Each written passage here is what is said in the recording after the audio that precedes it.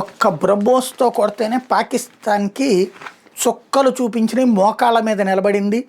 వాళ్ళ సైనికాధికారులందరూ పరిగెత్తుకెళ్ళి మసీదుల్లో ప్రార్థన చేశారు. రేపు అగ్నితో కొడితే ఏమవుతారో తెలియదు. ఇప్పుడు అగ్ని 5 సక్సెస్ అన్నటువంటిది కీలకం.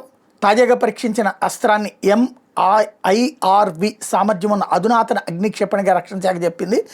ఇది అగ్ని 5 క్షిపణి అని సంబంధిత వర్గాలు చెప్తున్నాయి. మిషన్ దివ్యాస్త్ర కింద MIRV టెక్నాలజీని పరీక్షించడానికి తాజా ప్రయోగాన్ని చేశారన్నమాట.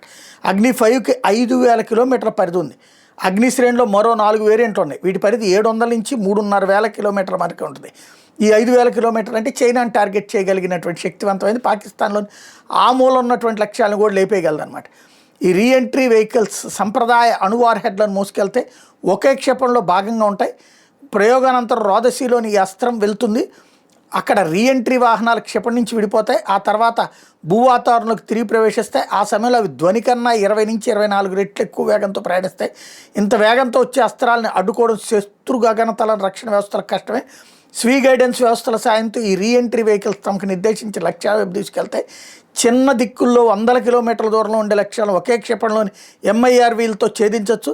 శత్రు గగనతలం రక్షణ వ్యవస్థను బోల్తా కొట్టించడానికి కొన్ని రీఎంట్రీ వాహనాలు ఉత్తుత్తి వార్ హెడ్లు కూడా ఉంచుతారు. ప్రస్తుతం అమెరికా, రష్యా, చైనా, ఫ్రాన్స్, బ్రిటన్ల దగ్గరే ఈ పరిజ్ఞానం ఉంది. అణువార్ హెడ్ల పరిమాణాన్ని తగ్గించే ఆధునిక మినియేచరైజేషన్ సాంకేతికత పైన భారత్ పట్టు సాధించింది అన్నటువంటిది ఇప్పుడు అగ్ని క్షిపణి పరీక్షలో సక్సెస్ అయ్యి చూపించింది.